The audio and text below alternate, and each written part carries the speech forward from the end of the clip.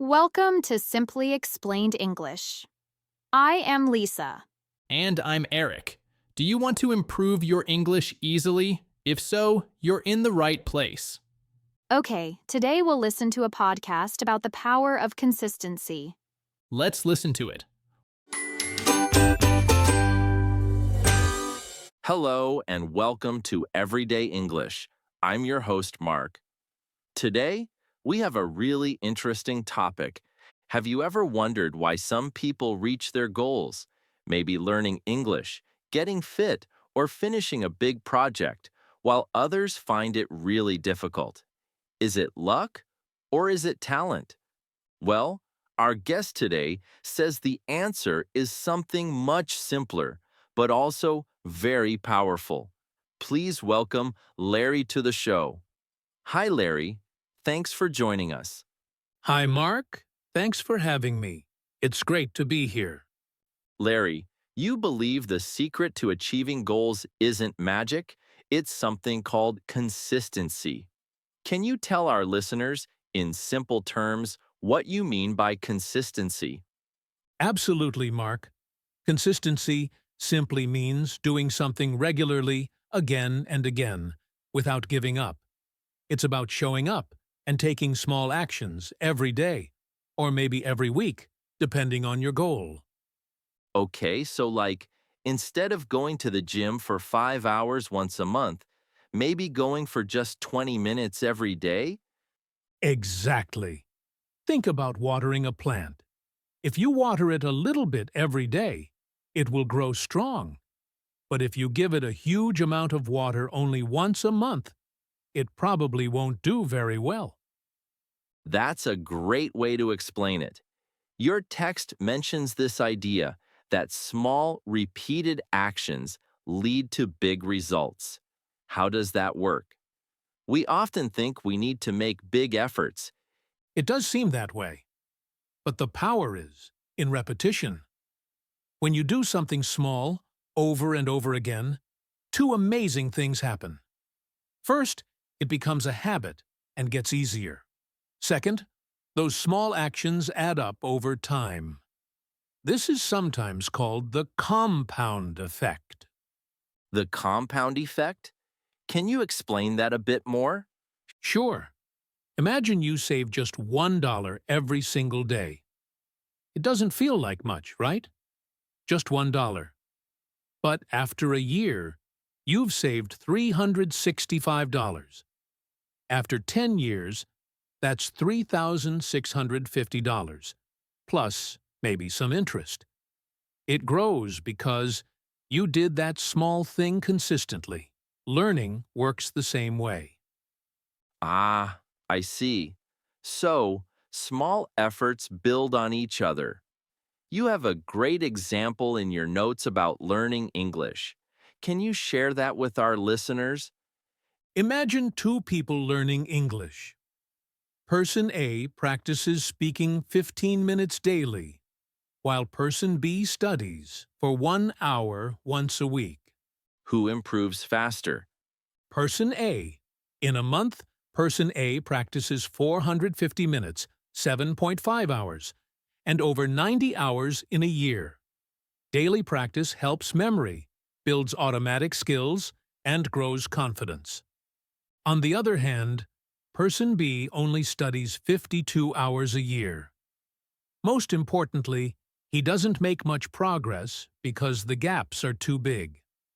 These gaps are really significant, because if you wait too long between practice times, you forget what you learned. This is called the forgetting curve in psychology. Our brains naturally forget information if we don't use it regularly. That makes perfect sense. So, Larry, why else is consistency so important? You mentioned it builds habits. Yes, building habits is key. When something becomes a habit, like brushing your teeth, you do it automatically. It doesn't take much willpower. Consistency turns actions into habits. It also brings steady progress. This builds confidence. When you practice regularly, Surprisingly, it can reduce stress. Reduce stress? How? If you have a big goal, doing everything at once feels overwhelming. But breaking it into small steps makes it less scary and more achievable. You just focus on today's small task. Okay, this sounds fantastic. But Larry, let's be honest. It's hard sometimes. Why do people struggle so much with being consistent? That's a great question, Mark. There are a few common challenges.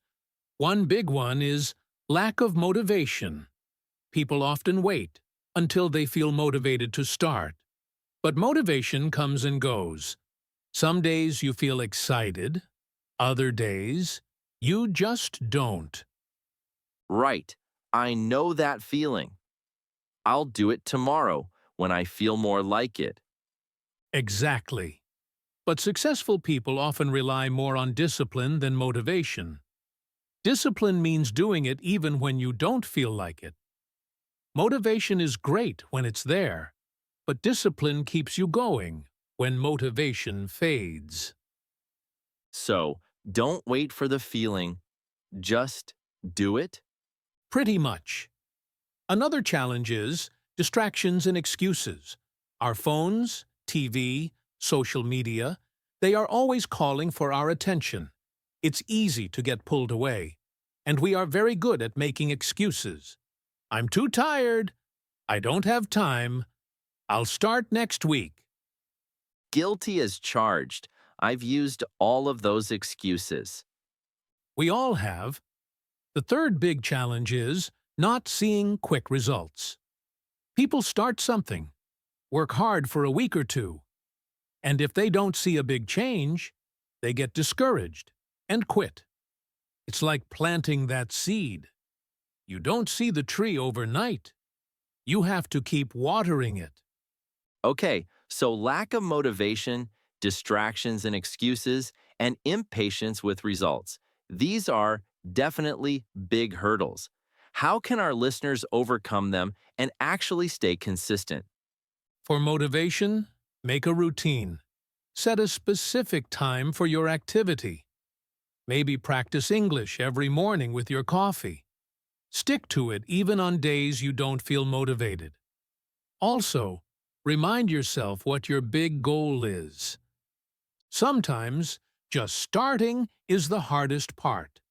Tell yourself you'll just do it for at least 5 minutes. Often, once you start, you keep going. The 5-minute trick. I like that. What about distractions and excuses? For distractions, you need to manage your environment for distractions. If your phone distracts you, put it in another room. When you need to focus. If someone else lives at home, ask them not to ask anything for 15 minutes. Simple, but effective. And for the problem of not seeing results quickly, Yes, the key is patience and tracking. Success takes time, so don't just focus on the final goal. Celebrate small wins, like practicing English for 10 minutes today. Track your efforts with a journal or app.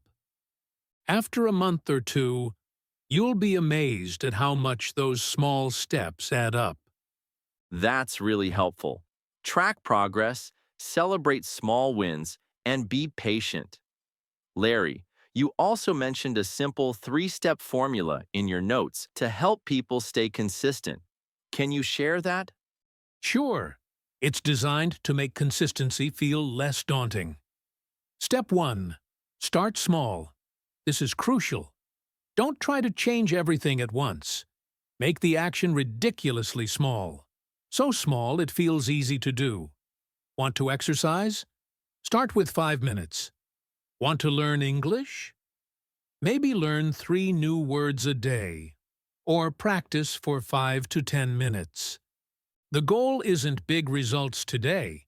The goal is to simply do it today and build momentum. Okay, start really small so it's easy to do every day. What's step 2? Step 2. Stay accountable, which means tracking what you do.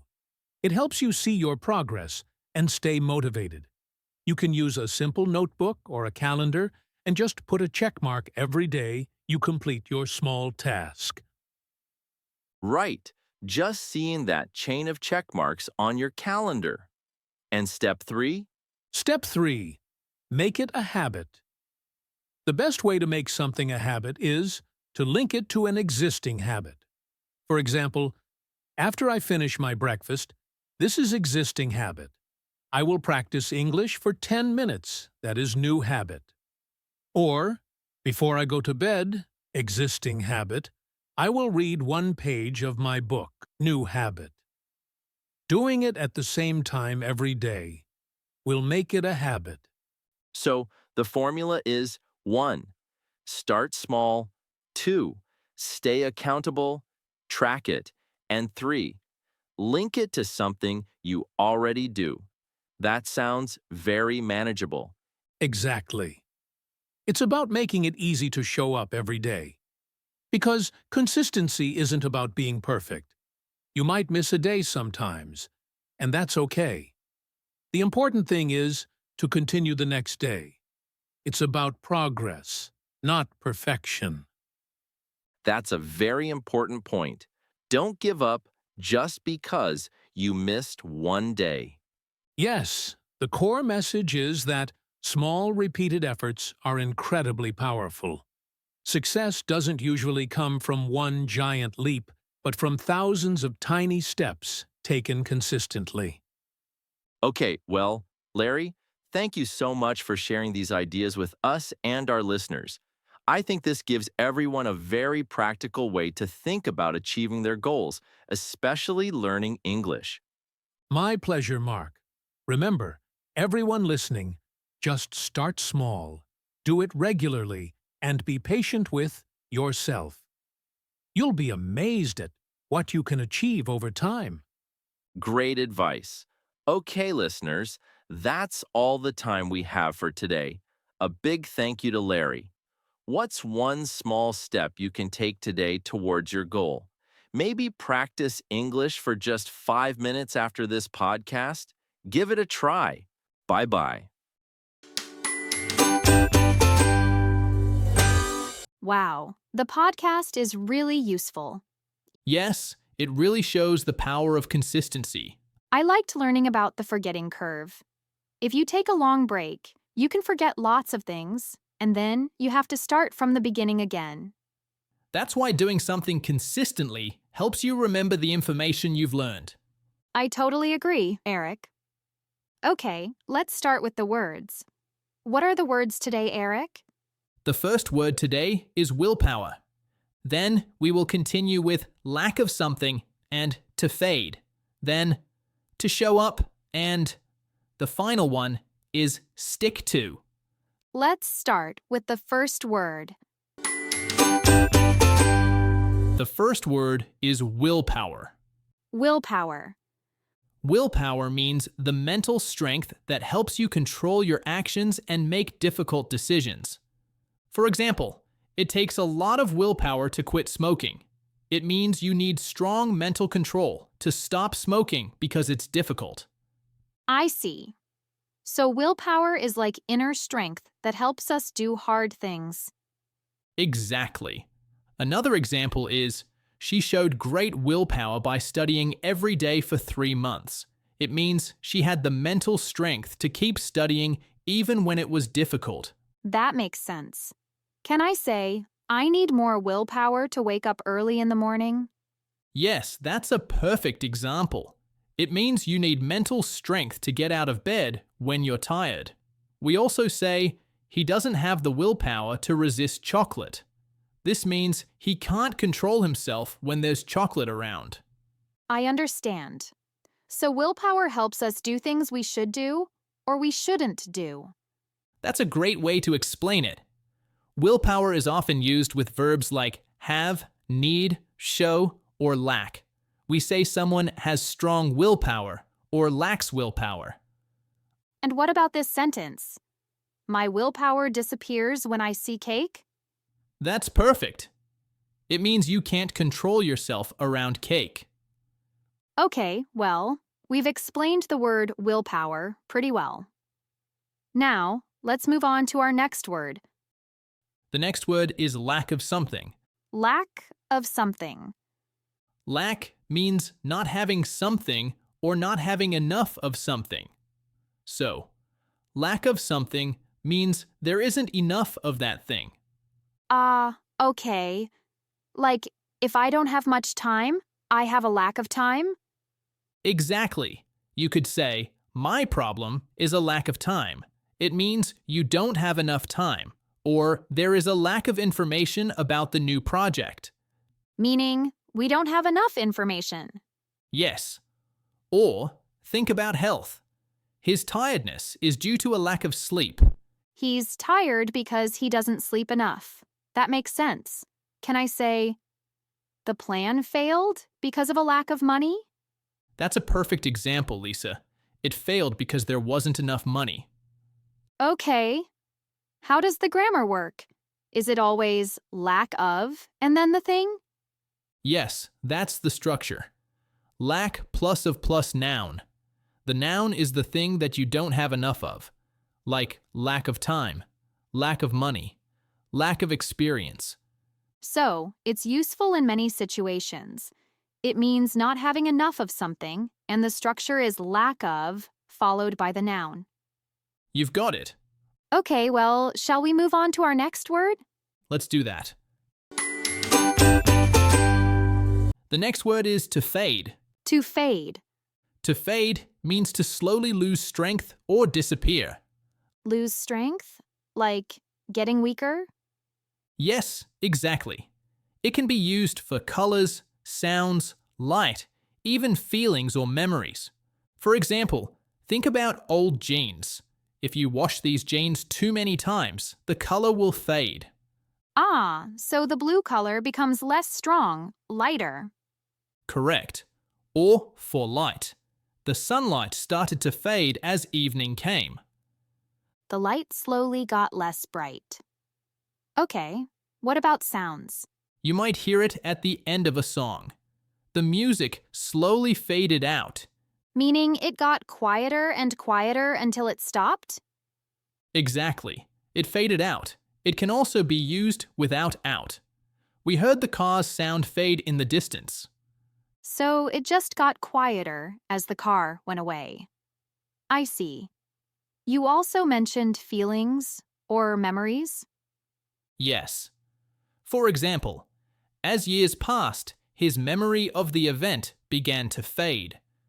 So he remembered it less clearly over time. Right. Or sometimes people talk about hope. Their hope started to fade when they didn't receive any news. And does it need a special word after it? You said fade out. It's often used with away or out, like fade away or fade out. This often emphasizes the disappearing part, like the sound faded away. But you can use fade on its own, like the colors faded. So to fade means to slowly become less bright, less loud, or weaker, or to disappear slowly. It works for colors, light, sound, memories, feelings. Perfect summary, Lisa. Shall we move on to the next word? Let's do that. The next word is show up. Show up. Show up is a phrasal verb that means to arrive somewhere or to appear. Okay. So if I go to a party, I show up at the party? Exactly. For example, I waited for an hour, but he didn't show up. So he didn't arrive. I see. Right. Or, what time did you show up for the meeting? That means, what time did you arrive for the meeting? Yes, precisely. It's often used when someone arrives. Like, I was surprised that Sarah showed up at the concert. I thought she was busy. Perfect example, Lisa. It can also mean just appearing, sometimes unexpectedly. A small cat showed up at our door yesterday. Oh, so it just appeared there. Okay, got it. What about grammar? Do we need a word after it, like show up at? We don't use any specific preposition, but we also don't use a verb after it. For example, you wouldn't normally say, he showed up to play. You'd probably say, he showed up for the game, or he showed up and played. Okay, that makes sense. I notice this is quite informal, isn't it? Yes, show up is more informal. In formal situations, we might say arrive or attend instead. Okay, well, we've reached the last word today. What is the last word, Eric? The last word is stick to. Stick to. Stick to is a phrasal verb that means to continue doing something, following something, or using something without changing. Ah, so not changing your mind or your actions? Exactly. For example, we have a plan, and it's important that we stick to the plan.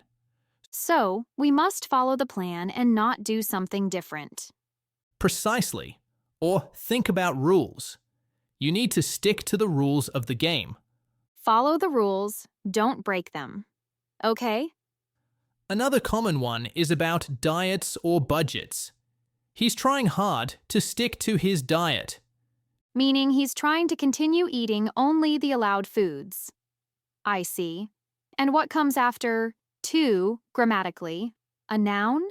Yes, usually a noun, like the plan, the rules, your decision, the budget. If you want to use a verb after stick to, it needs to be in the ing form. So you'd say, you should stick to running every day, or let's stick to using the original method. Ah, okay. Stick to plus noun or stick to plus verb ing. Got it. Is this word formal or informal? It's very common in spoken English and feels quite neutral, maybe slightly informal. You hear it a lot when talking about plans, decisions, or habits.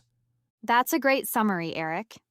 Okay, well, that's it for today's episode of Simply Explained English. We hope you found the words helpful and the explanations easy to understand. Thanks for listening.